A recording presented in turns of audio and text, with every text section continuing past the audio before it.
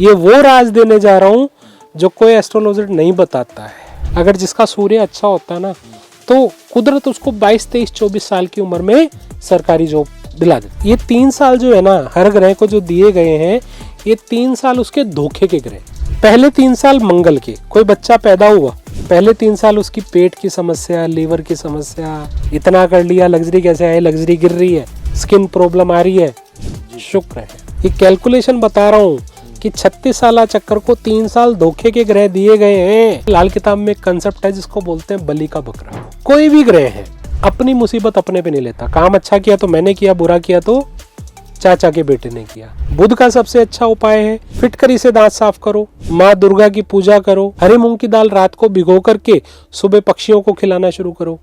राहु केतु कहाँ जाएंगे? जीजा के लिए साला केतु, साले के लिए जीजा केतु। राहु केतु छाया ग्रह है।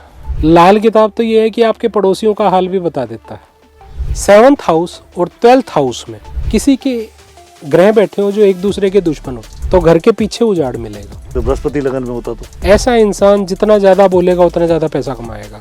11वां घर आयु का है और पिता की आमदन का है। शुक्र लगन में हो, ऐसे घर के इंसान के ईस्ट की डायरेक्शन में कोई ऐसा हस्बैंड वाइफ का जोड़ा रहता होगा जो सिर्फ पैसों के दम पे टिका है। जुपिटर 6th हाउस के लिए बोला, रोटी को तुझे हर दम मिलेगी, माया तो तुझे ढूंढनी पड़ेगी। चंद्र लगन में अच्छा होता है, ऐसा इंसान छोटी उम्र में कामयाब होना शुरू हो जाता है। बृहस्पति 11 में लाल किताब क्या कहती है? चुप समाधि पैसा बेशुमार।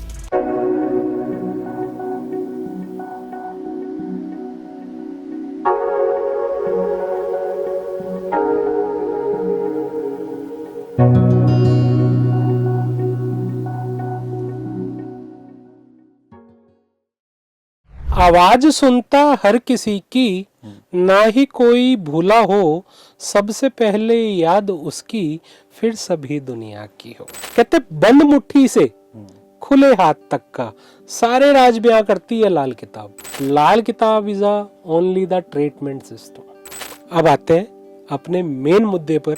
जो लोग भी चाह रहे हैं कि उनको पता लगे, यार मुझे नहीं पता मेरा डेट ऑफ बर्थ क्या है, टाइम क्या है, अपनी कुंडली कैसे बनाए। मगरमच्छ भी शनि है, सांप भी शनि है, जितने विषैली जानवर है ये शनि का रूप है। लाल किताब है ज्योतिष निराली, जो सोई किस्मत जगा देती है, फरमान पक्का देख करके आखिरी जो 2 लफ्जी जहमद हटा देती है। सबके हाथ है और हाथों में 12 पोर है। जी बिल्कुल 12 पोर हैं जी। सिर्फ 4 उंगली लेनी है, अंगूठा नहीं लेंगे। कोई कहेगा मेरे में 14 पोर है, कोई कहेगा मेरे में 13 पोर है, कोई कहेगा 15 है। 4 उंगलियों के पोर गिनने। हमने 4 उंगलियों के पोर गिनने हैं। पहला पोर, दूसरा पोर, तीसरा पोर, चौथा पोर, 5वां पोर, 6ठा पोर, 7वां पोर, 8वां पोर, 9वां पोर, 10वां पोर, 11वां पोर और 12वां पोर। 12 राशियां सबको पता है। पहली राशि कौन सी है? मेष। मेष राशि। मालिक कौन है? मंगल। तो हम यहाँ पे क्या लिखेंगे सब? पहली मंगल। इंडेक्स फिंगर से चालू करेंगे। इंडेक्स फिंगर से शुरू करेंगे। दूसरी राशि वृषभ। वृषभ। शुक्र, इसका मालिक है शुक्र। तीसरी राशि है मिथुन। मिथुन, ओके। ठीक है, मालिक है बुध। मरकरी।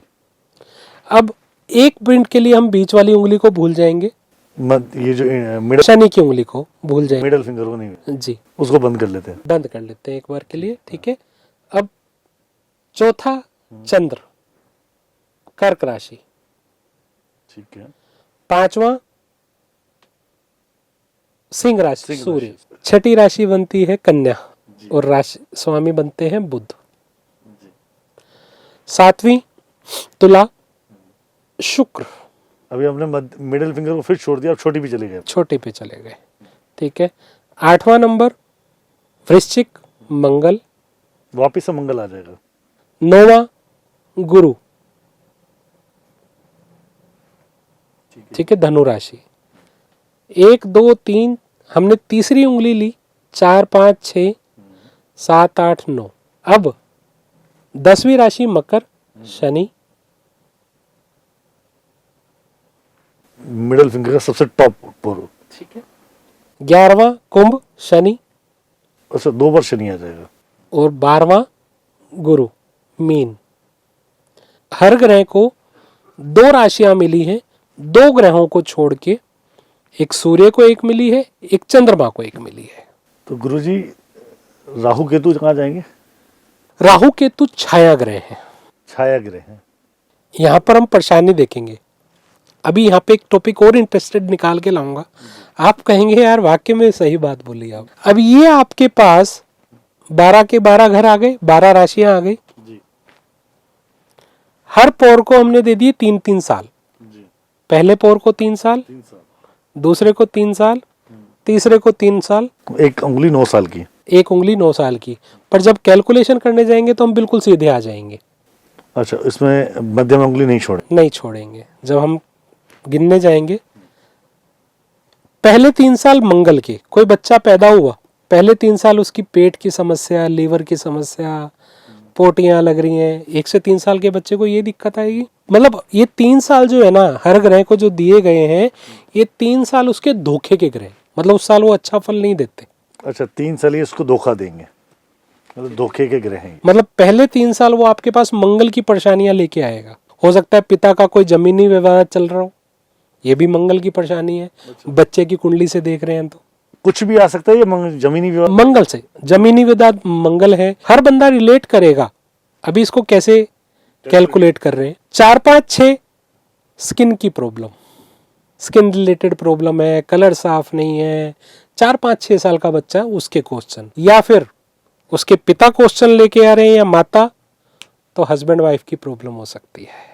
ठीक है, आपस में नहीं बन रही है। लग्जरी भी शुक्र है, तो ये प्रॉब्लम भी हो सकती है। इसी तरह से 7, 8, 9 साल की उम्र में आया तो बुध पढ़ नहीं रहा जी, इसका पढ़ने में मन नहीं लग रहा, बुद्धि काम नहीं कर रही, तुतला के बोल रहा है, बोल नहीं पा रहा। एक क्वेश्चन है ना, ये प्रॉब्लम ही लेके आएगा या अच्छा ही भी लेके सकता है?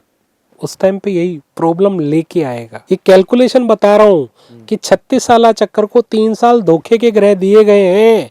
इस साल में बंदा इस ग्रह की प्रॉब्लम लेके आएगा, आपके पास 100% आएगा। ठीक है, ये वो राज देने जा रहा हूं जो कोई एस्ट्रोलॉजर नहीं बताता है। उपाय सभी दुनिया देती है, राज कोई नहीं बताता। राज कोई नहीं बताता है। तो यहाँ पर मेरा पर्पज ये है कि खुद का एस्ट्रोलॉजर इंसान खुद बने ना, लाइफ इजी हो जाती है सर। आपको इतना तो नॉलेज होना कि मुझे किस ग्रह की प्रॉब्लम चल रही होगी। ये नहीं समझ में आ रहा कि किस मतलब कहाँ जाऊं, क्या उपाय करूं, तो अच्छे एस्ट्रोलॉजर के पास जाऊं ना, बताएगा आपको। अब 10, 11, 12 साल जी, मध्यमा उंगली चल रही है। मध्यम, सीधा कैलकुलेट करेंगे, जब सीधा करेंगे, सिर्फ वहीं पे मैंने आपको लिख के बता दिया। शनि की प्रॉब्लम, फोबिया हो गया, बच्चे को डर लग रहा है इस चीज से, ये नहीं कर पा रहा, मोरल कमजोर है। शनि क्या देते हैं? डर, दुर्घटनाएं, चोट लग रही है। 13, 14, 15 में भी वही हो गया शनि। इस टाइम पे पिता को भी प्रॉब्लम आ सकती है, क्योंकि 11वां घर पिता का भी, मतलब उसकी आयु का भी है, पिता की आयु का, आयु का और पिता की आमदन का है। ठीक है, उसके बाद 15, 16, 17 गुरु क्या करेगा? एम नहीं बना पा रहा। गुरु एम और फोकस नहीं बना पाएगा। गुरु का अगर चलेगा तो उसमें उसको फोकस चाहिए होता है। ये साल हो गया 15 से 18 है जी। ठीक है, अब मतलब 16, 17, 18 16, 17, 15 के बाद 16, 17, 18 राइट। अब 18 के बाद आएगा 19, 20, 21 जी। चंद्रमा जी, मन नहीं लग रहा। चंद्रमा नगद धन, पैसा कहाँ से आएगा? आप देखो 19-20 आजकल 19-20 साल के बच्चे को पैसा कहाँ से आएगा, मन कैसे लगेगा, समझ रहे? बिल्कुल बिल्कुल सर। उस समय भी ये था कि मैं जॉब कैसे करूंगा, क्या होगा, किस तरीके से होगा। 21 साल में पहुंच गए हम। अब उसके बाद आ गया 22, 23, 24 सर। 22, 23, 24 क्या आ गया यहाँ पे? 5वां करियर। अच्छा, यहाँ पे सूर्य आएगा। सूर्य, गवर्नमेंट जॉब लगेगी कि नहीं लगेगी, उसको वही चल रही है जी। मैं गवर्नमेंट जॉब की तैयारी कर रहा हूँ। 22, 23, 24 अगर जिसका सूर्य अच्छा होता ना, तो कुदरत उसको 22, 23, 24 साल की उम्र में सरकारी जॉब दिला देती है। मतलब 22, 23, 24 में जिसकी अगर आपको गवर्नमेंट जॉब लगी हुई मिलती है तो उसका सूर्य हम मानना चाहिए वो सूर्य बिल्कुल अच्छा। ठीक है, उसके बाद आ गया 25, 26, 27 25, 26, 27 क्या है? बुध। बुध क्या करेगा? काम करूं, जॉब करूं, कैसे आगे बढ़ूं, बुद्धि फिर काम नहीं कर रही है, दिक्कत दे रही है। मतलब क्लियर नहीं हो पा क्लियर नहीं हो पा रहा। 28, 29, 30 आप देखना, जिन बच्चों की शादी हो गई होती है 28, 29, 30 में वो डिवोर्स के लिए धोखा मिल गया। कौन सा ग्रह बैठा है सर यहाँ? शुक्र, तो शुक्र तो अच्छा परिवार का ही मतलब संबंधों का ही संबंधों ग्रह है। लग्जरी कैसे आवे, इतना कर लिया लग्जरी कैसे आए, लग्जरी गिर रही है, स्किन प्रॉब्लम आ रही है, शुक्र है। आप एक चीज नोट करना, जब भी शुक्र धोखे का ग्रह बनता है उस साल में डिवोर्स होता है। अमूमन जो 28 से 30 साल के बीच में 28, 29, 30 पहला चक्कर। दूसरा चक्कर अभी समझाऊंगा। 40, 41, 42 में भी डिवोर्स होते हैं। तीसरा 57, 58, 59 में भी डिवोर्स होते हैं। सर इतने एज में भी होते हैं डिवोर्स? यस, होते हैं। अलगाव हो जाता है। सर 28, 29, 30 में स्किन की बीमारियां भी आएंगी? स्किन की भी प्रॉब्लम भी आ सकती है, शुक्र से रिलेटेड। बीवी के साथ प्रॉब्लम आ गई, लग्जरी गिर रही है, हमारी लग्जरी गिरती जाएगी, वो भी शुक्र है, ठीक है। तो वो 28, 29, 30 में होगा। अब 31, 32, 33 मतलब अब आ गया हम 31, 32, 33, 36 सालों में लास्ट के सेकंड लास्ट ईयर में। कौन सा है? 8वां मंगल। प्रॉपर्टी बनाऊं कि ना बनाऊं, ली हुई प्रॉपर्टी नुकसान तो नहीं दे देगी, इस एज में बच्चा सोचता है ना। 34, 35, 36 जुपिटर। तो इस एज में भी बंदा अपने मान सम्मान, क्योंकि जुपिटर मान सम्मान का भी कारक है, सक्सेस नहीं मिल रही, सक्सेस एकदम रुक गई है, ठीक है। ये 36 साल तक हो गया। ये जो आपने मुझे 36 साल बताए, राइट, तो पहले तो मुझे ये बताओ सर, ये 36 साल ये उस समय ये जो प्लेनेट है वो उसके अच्छे भी होंगे तो भी धोखे देंगे? तो भी धोखे देंगे। इस टाइम ये धोखे के ग्रह हैं। आप प्रॉब्लम इन्हीं ग्रहों की लेके आओगे। मैं वो कैलकुलेशन बता रहा हूं जो रिसर्च है, टेस्टेड ओके है। 36 साल चक्र इसका का नाम इसलिए दिया गया है कि 36 साल, हर ग्रह को 3 साल दिए गए, इस साल में इंसान को धोखा मिलेगा। अब आप वो लोग तो खुश हो गए कि जिनको 36 साल का पता है। अब 36 से ऊपर भी तो सर अभी तो मैं अपना देख रहा था, 36 के बाद 42 में तो आगे बढ़ के इसका क्या करूं? अब ये देखो, 37, 38, 39, अच्छा वापिस रिपीट। 40, 41, 42, 43, 44, 45, 46, 47, 48, 49, 50, 51, 52, 53, 54, 55, 56, 57, 58, 59, 60, 61, 62, 63, 64, 65, 66 में देखो अलगाव होते हैं लोगों के, नहीं होते। और उस समय एक बड़ी घटना ये भी होती है, मोस्टली एक चला भी जा सकता है, ठीक है। उसके 64, 65, 66, 67, 68, 69, 70, 71, 72। अब कोई 72 साल से भी ऊपर है तो अगेन वापस रिपीट मारेंगे। तो ये कैलकुलेशन है, 120 साल तक की कैलकुलेशन कर सकता है बंदा, और ये देख सकता है कि मेरा कौन सा धोखे का ग्रह है, इस टाइम पे मुझे कौन सा ग्रह धोखा दे रहा है, और गारंटेड है, लिख के दे सकता हूँ।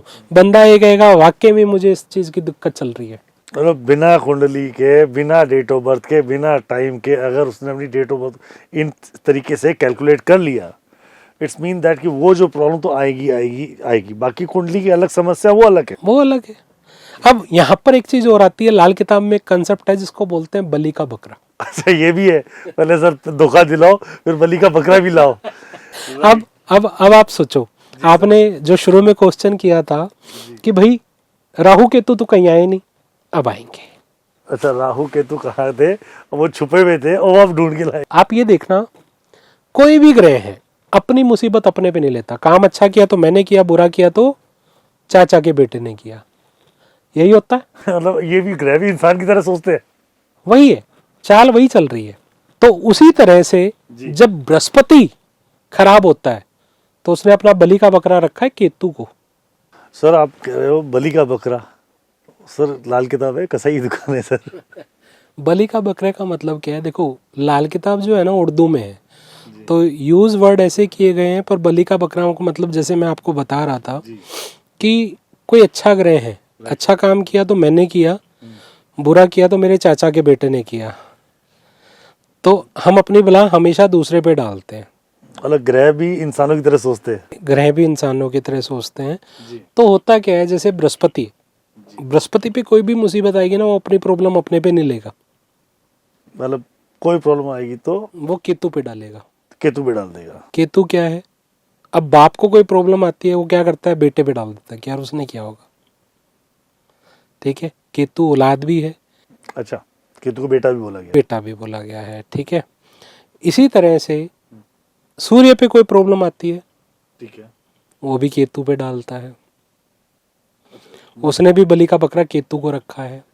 सवाल है सर, जैसे आपने अभी मुझे बताया कि ये चक्र है, ठीक है, ये पहला साल आपका जुपिटर आएगा, फिर उसके बाद ऐसे करके आपने जो मुझे 36 साल चक्कर बताया। जब मान लेते हैं कभी जुपिटर की प्रॉब्लम है, तो प्रॉब्लम जुपिटर की आएगी, जुपिटर की आएगी, पर साथ में केतु की भी आ रही होगी।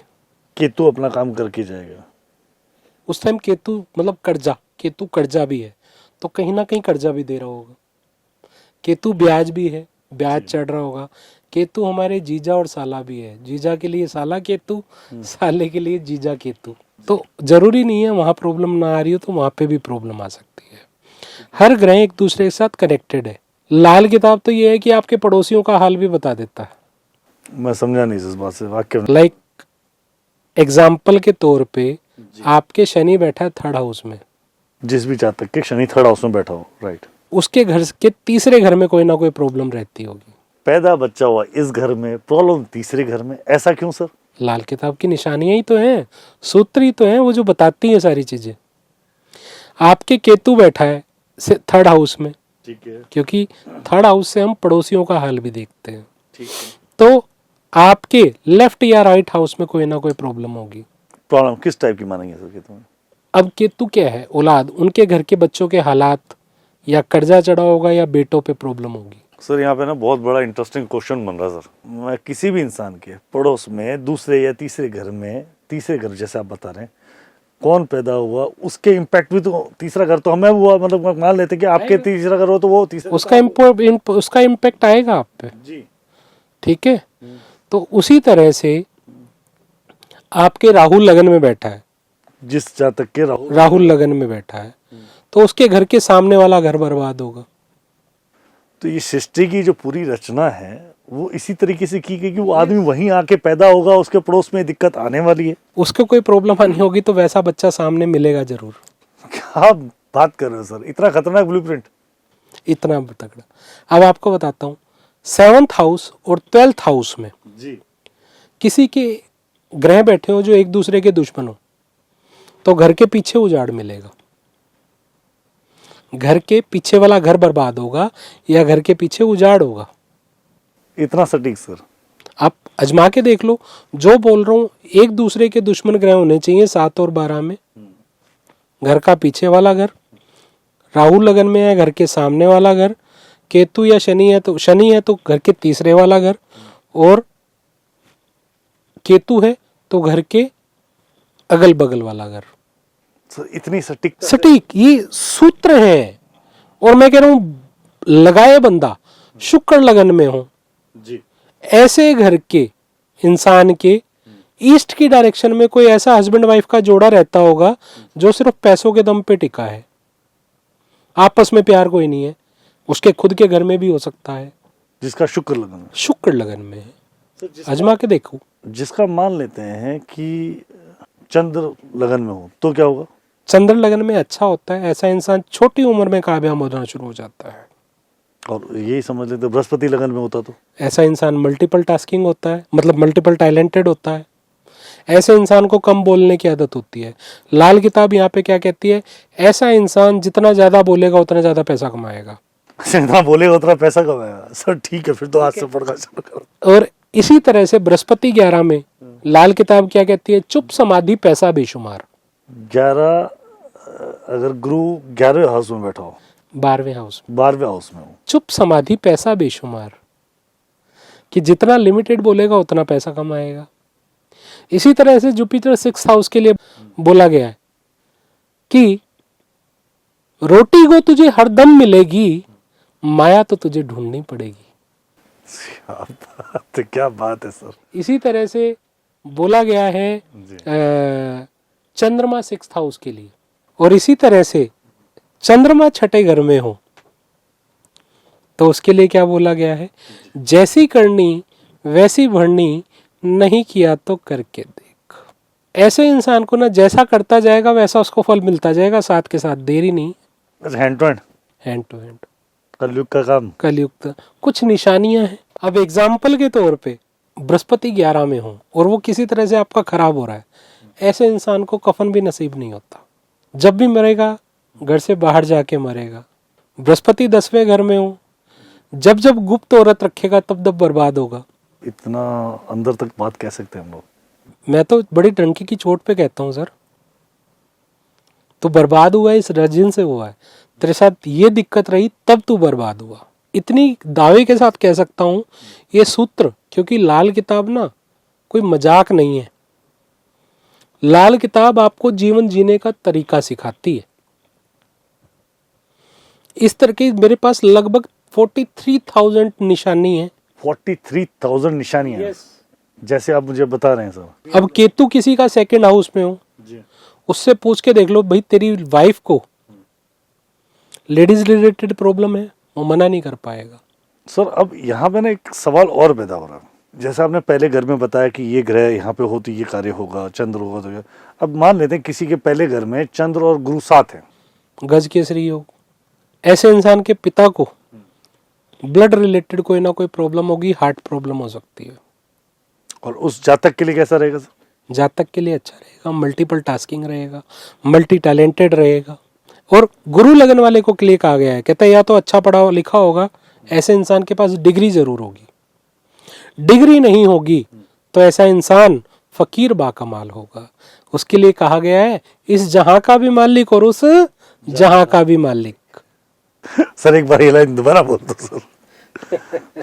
गुरु लगन वाले के लिए कहा गया है कि तू इस जहां का भी मालिक और उस जहां का भी मालिक।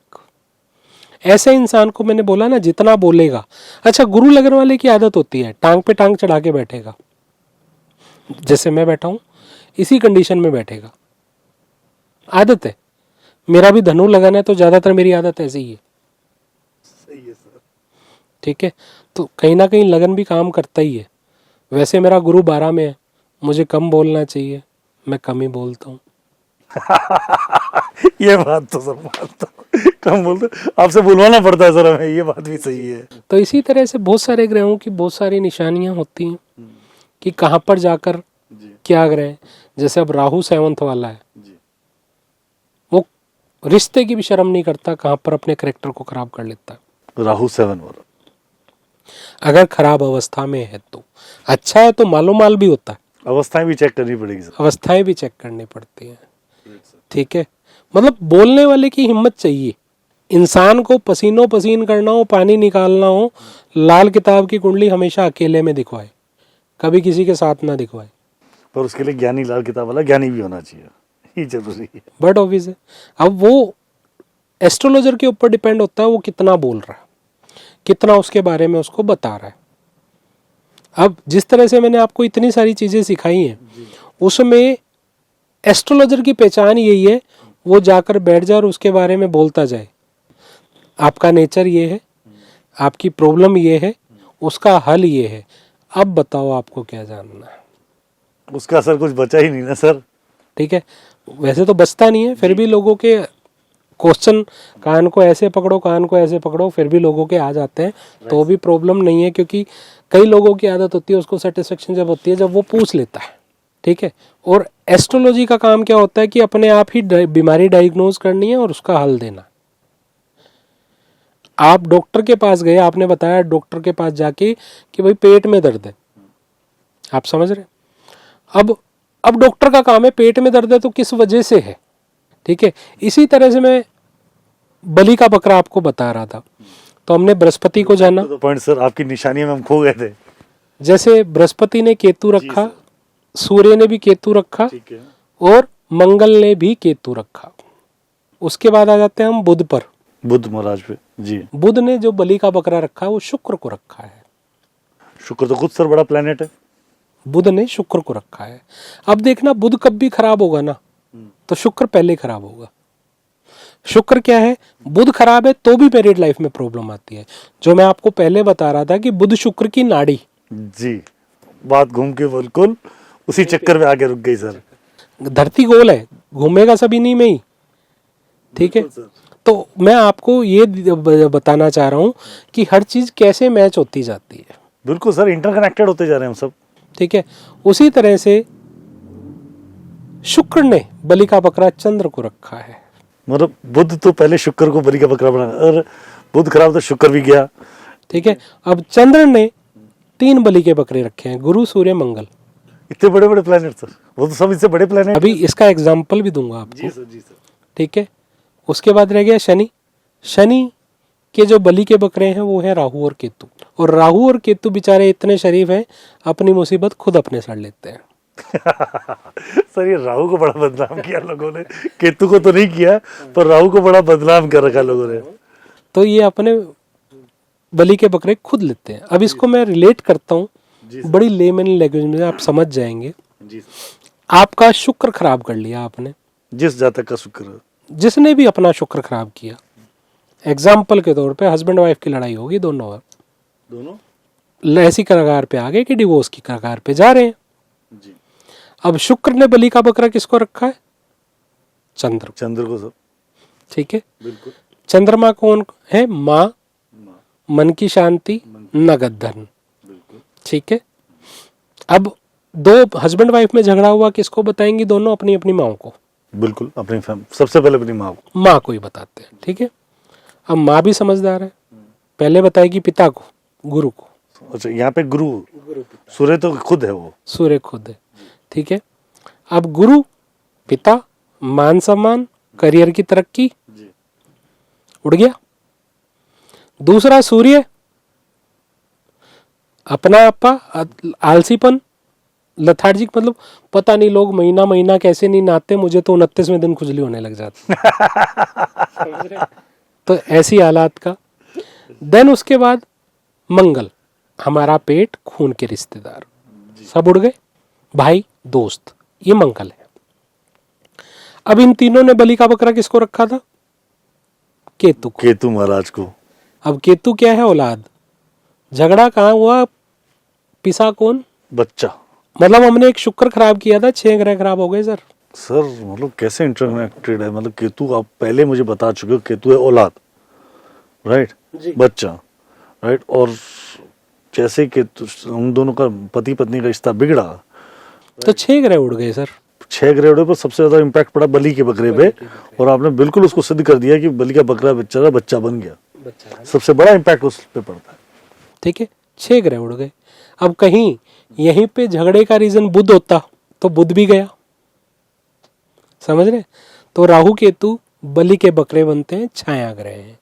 तो ये हमारा बलि का बकरे का कॉन्सेप्ट होता है कि हम ये देखते हैं कि कौन से ग्रह की वजह से कौन सा जा रहा है। सर अब यहाँ पर एक बहुत इंटरेस्टिंग सवाल है, मतलब मैं ज़्यादा डीप में तो नहीं जाना चाहूँगा उसमें, पर एक सवाल पूछना चाहूँगा। अब ऐसी कंडीशन से उपाय किसका किया जाएगा? बलि के बकरे का उपाय किया जाएगा या उस मेन ग्रह शुक्र का किया जाएगा? हमें ये पकड़ना आना चाहिए कि किस ग्रह की वजह से कौन सा ग्रह पिट रहा है। अगर मैं यहाँ पे बताने लगूं तो लगभग 12-15 घंटे का पॉडकास्ट हो जाएगा सर, और पूरी लाल किताब फिर नहीं होएगी। सर ये इतना सा जो टॉपिक है, अगर इसी को डिस्क्राइब करने लगा तो मतलब 4-5 घंटे तो यही लगा दूंगा सर जी।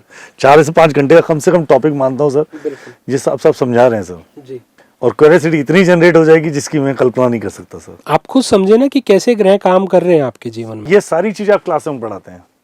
बिल्कुल पढ़ाता हूँ जी, और जल्दी ही हो सकता है इस मंथ के एंड में, नहीं तो नेक्स्ट मंथ के स्टार्टिंग में हम लोगों का ग्रुप आ रहा है जिसमें मैं लाइव पढ़ाने वाला हूँ। और जो भी मेरी कम्युनिटी को आपके चैनल से माध्यम से जुड़ता है तो 5 लाइव क्लास हम फ्री करेंगे। ओके, जो भी हमारे, मैं अपने दर्शकों को बोलना चाहूँगा, अगर आप सर से 5 फ्री लाइव क्लासेस अगर ज्वाइन करना चाहते हैं तो you have to join this community, जो आपको वीडियो के नीचे डिस्क्रिप्शन के अंदर है। मैं फिर रिपीट कर देता हूँ, सर की 5 लाइव क्लास फ्री आ रही है। अगर आप उसको ज्वाइन करना चाहते हैं तो प्लीज़ वीडियो के डिस्क्रिप्शन में दिया गया लिंक को क्लिक करें और ग्रुप में ज्वाइन करें। आइदर जो नंबर दिए उन नंबर से प्लीज़ कांटेक्ट कर लें। राइट सर, तो 5 लाइव क्लासेस में आप क्या क्या पढ़ाने वाले हैं सर? 5 लाइव क्लासेस में अगर मैं बात करूं तो सबसे पहले आपको मैं बता दूं कि लाल किताब का वास्तु, जिसे हम मकान कुंडली कहते हैं, उसका कुछ पार्ट पढ़ाया जाएगा। लाल किताब के बेसिक कुछ टॉपिक होंगे, जिस तरह से आज मैंने आपको इसमें 36 साला चक्कर और आपको कुंडली हाथ से बनाना सिखाया है, उसी तरह से 35 साला चक्कर भी होता है, वो भी हम पढ़ाएंगे। एक और चक्कर भी होता है जी। वर्षफल कुंडली बनाना सिखाएंगे, कैसे वर्षफल कुंडली बनेगी, ठीक है, कैसे महीना कुंडली, दिन कुंडली बनेगी, किस तरह से हम अपनी मतलब एक इतना नॉलेज इस इंसान को होगा, जनरल से जनरल बंदा मतलब नॉर्मल से नॉर्मल बंदा भी इस 5 क्लास को ज्वाइन कर लेगा तो वो अपनी कुंडली देखना सीख सकता है। मैं आप सबको बोलूंगा अगर आप ज्वाइन करना चाहते हैं तो प्लीज डिस्क्रिप्शन में दिए लिंक को क्लिक करके ज्वाइन कर लें। राइट सर, तो अब आज का सेशन सर बहुत अच्छा, इंटरेस्टिंग था और लंबा भी था। आई होप बड़ा आनंदित था। तो आज सॉल्यूशंस तो बात हो नहीं पाएगी। सॉल्यूशन बहुत है, आपको बहुत सारे यूट्यूब पे बहुत सारे सॉल्यूशन मिल जाएंगे।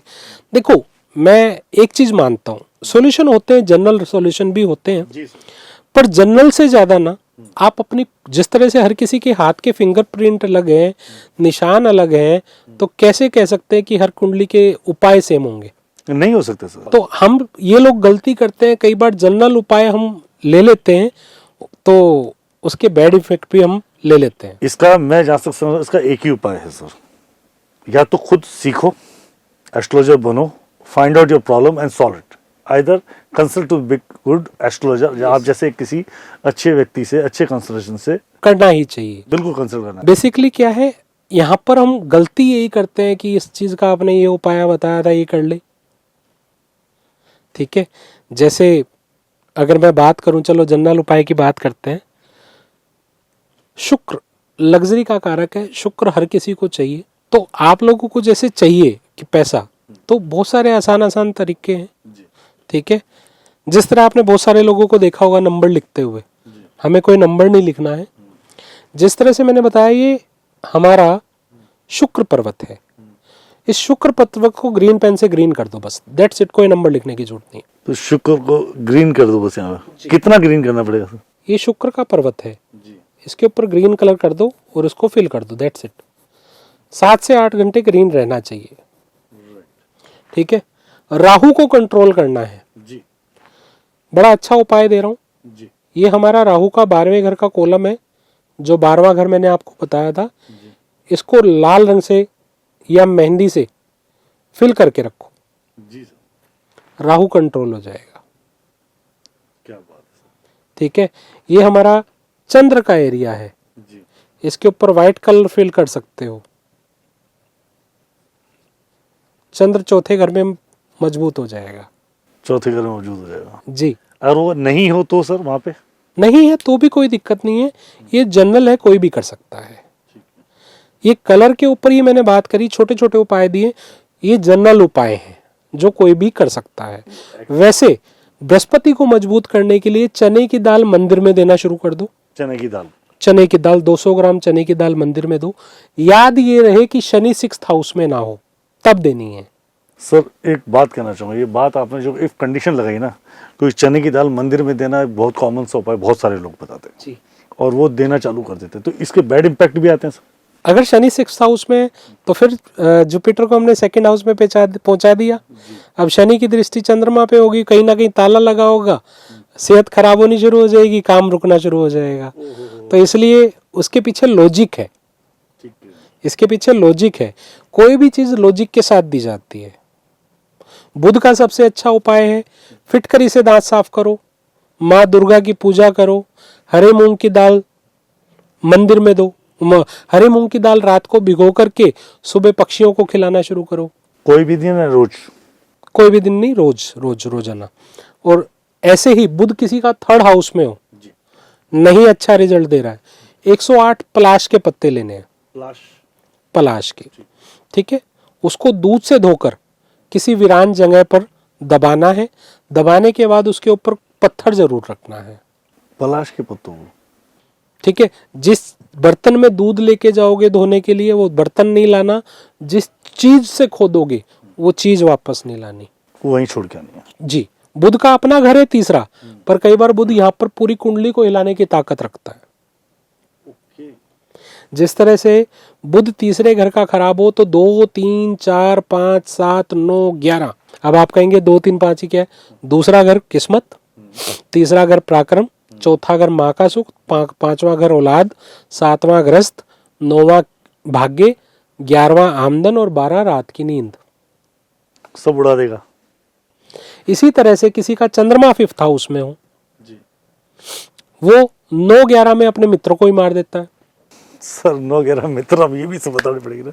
अब चंद्रमा के जो भी मित्र ग्रह हैं, जैसे सूर्य चंद्र मंगल मित्र हैं, अब 9 और 11 में सूर्य और मंगल में से कोई बैठा है तो वो उसको ही उड़ा देगा, उसके गुड इम्पैक्ट नहीं आएंगे, नहीं आएंगे, नहीं आएंगे।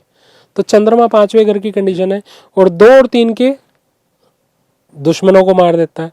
दूसरे और तीसरे घर में जो भी उसके दुश्मन ग्रह बैठे हैं उसको उड़ा देगा। मतलब वो फिर बैड इम्पैक्ट नहीं दे पाएंगे, मतलब कहीं पे अच्छा और कहीं पे बहुत बुरा भी है। मतलब actual end of the day ये है कि आपको जो उपाय करने हैं वो एक समझ के और किसी अच्छे कुंडली के अनुसार करें तो ज्यादा बेटर है। ज्यादा बेटर। अगर आप तरीके से कोई चीज को नहीं करते तो जो उपाय मर्जी करते रहो, कोई फायदा नहीं होने वाला। जनरल उपाय काम नहीं करते हैं तो या तो खुद सीखो, सच्चाई वही है आप वाली बात, या तो खुद सीखा जाए या फिर अच्छे एस्ट्रोलॉजर पे जाकर अपनी कुंडली को अच्छे से प्रेडिक्ट कराया जाए। राइट सर, नहीं एक्चुअली यही बनता है सर। सर एक ओपिनियन लेना था आपसे। बताइए सर। शेयर मार्केट के बारे में आपका क्या रहेगा? एस्ट्रोलॉजी और शेयर मार्केट में, लाल किताब और शेयर मार्केट क्या बोलते? इसके योग बनते हैं सर। बेसिकली क्या है, आपको मैं बता दूं कि शेयर के लिए मतलब अब वही चीज है, बुद्धि और सोच। बुद्धि बुध, सोच राहु। अब क्या होता है, शेयर मार्केट करने वाला परेशान कब होता है? जब वो जल्दबाजी करता है। ठीक है, अब आपको अपने योग बना करके राहु और बुध के योग बनाने पड़ेंगे। उसमें केतु और जुपिटर भी आपका अच्छा होना चाहिए, तो आप शेयर मार्केट से जितना चाहें उतना पैसा कमा सकते हैं। सर मैं आपसे एक निवेदन करूंगा सर यहाँ पे। मैं चाहूंगा कि आप मेरे साथ एक बहुत जल्दी एक सेकंड पॉडकास्ट करें जी। और उसमें शेयर मार्केट करें, क्योंकि शेयर मार्केट को समझना इतना जरूरी है। क्योंकि क्यों हम शेयर मार्केट लॉस खाता है, क्यों सट्टे वाले का पैसा नहीं बच पाता है? क्योंकि लोग सट्टा भी करते हैं, है ना। सबसे पहला इंपॉर्टेंट क्वेश्चन ये पूछना चाहूंगा कि शेयर मार्केट में किसको नहीं जाना चाहिए? जिसका बुध और राहु। सर ये पूरा सेशन है ना, मेरे साथ सेकंड में ये आज सेशन लंबा हो रहा है सर। बुध और राहु खराब हो, उसको नहीं जाना चाहिए। अगर जाना भी है उसको भी तो फिर कुछ, क्योंकि लाल किताब में एक बड़ी अच्छी चीज है, ग्रहों को मनचाही जगह पर पहुंचाएं। तो संडे को मिलेंगे सर, बहुत जल्दी हमारा सर का शो आएगा जिसपे हम बात करेंगे एस्ट्रोलॉजी प्लस मतलब लाल किताब प्लस शेयर मार्केट। व्हाट से मतलब क्या कहती है आपकी लाल किताब और आपकी शेयर मार्केट, क्या आप उसके योग्य हैं या नहीं हैं, और नहीं है तो कैसे उसको उसके योग्य बनाया जाए कि वो भी शेयर मार्केट से कमा सके। So please keep watching over there. आपको बहुत स्टे ट्यून्ड विद अस। आपको बहुत जल्द सर का पॉडकास्ट मिलेगा जहां पे हम बात करेंगे शेयर मार्केट और लाल किताब क्या कहती है आपकी कुंडली, दोनों का मिक्स मैच करके, और कैसे हम उसके अंदर से प्रॉफिट ले सकते हैं, बहुत जल्द बात करेंगे। राइट सर, सो आज का वाकई सेशन जो आपने हमसे साथ किया, इट्स रियली अमेजिंग है। जितना मैं आपके लिए ग्रेटफुल बोलूँ, जितना आपको थैंक यू बोलूँ उतना कम। मेरे व्यूअर्स ने, मेरी ऑडियंस जो आपके साथ सीखा है आज, वो एक अमेजिंग नॉलेज था, और वो नॉलेज ऐसा नॉलेज था जो लोग सिखाने से कतरा रहे थे। जी देखो, ज्ञान बांटने से बढ़ता है, और सबको इतना तो सीखना चाहिए कि एस्ट्रोलॉजी काम कैसे करती है। बिल्कुल सर, आपने तो यहाँ पर बहुत ही सरल भाषा में मैंने सिखाने की कोशिश की है, और होप सो सभी ऑडियंस को पसंद आए। बिल्कुल बिल्कुल सर, मैं पूरी ऑडियंस की तरफ से, पूरे परिवार के मैजिकल लेंस में जुड़े हर परिवार की तरफ से आपका थैंक यू बोलता हूँ। इट्स रियली अमेजिंग बॉस, आपको मैं जितना बोलूँ उतना कम। जय Shri Shyam. Thank you to watching this video.